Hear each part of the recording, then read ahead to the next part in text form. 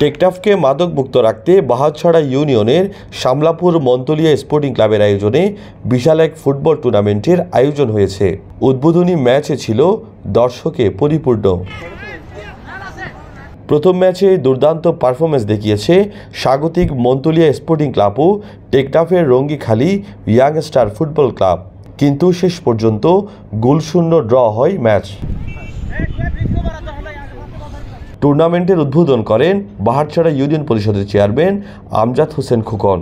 এতে প্রধান অতিথি হিসেবে উপস্থিত ছিলেন টেকনাফ থানার ভারপ্রাপ্ত কর্মকর্তা মোহাম্মদ উসমান গনি। এ ধরনের আয়োজন টেকনাফের তরুণ সমাজকে মাদক ও অপরাধ থেকে দূরে রাখবে বলে মনে করেন তারা। আমরা কক্সবাজার জেলার মধ্যে আমরা সীমান্তবর্তী একটি আমরা উপজেলা টেকনাফ, এখানে মাদকের একটি বদনাম রয়েছে। সেই মাদক থেকে আমরা যদি পরিত্রাণ পেতে চাই, এই খেলাধুলার কোনো বিকল্প নেই।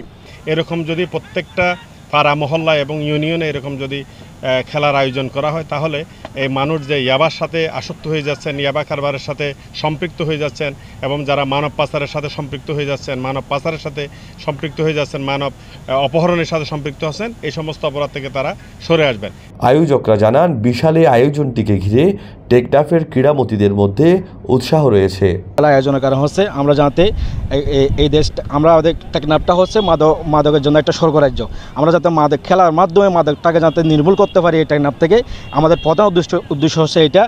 এবং এই দর্শকরা আসবেন, সুন্দর একটা পরিবেশ আছে, আমরা যথেষ্ট সুন্দর একটা পরিবেশ রাখছি, তাদের খেলা দেখার জন্য সুন্দর একটা পরিবেশ রাখছি। আমি আশা করি সুন্দর পরিবেশের দর্শকরা খেলা দেখে উপভোগ করবেন এবং ভালো খেলা দেখিয়ে আপনাদের ভালো খেলা দেখবে, সেটা আশা করতেছি। প্রথম দিনের খেলায় ম্যান অব দ্য ম্যাচ নির্বাচিত হন মন্তলিয়া স্পোর্টিং ক্লাবের খেলোয়াড় মান্না বড়ুয়া। এই টুর্নামেন্টের সম্প্রচার সহযোগী হিসেবে আছে টিটিএন। News desk, TTN.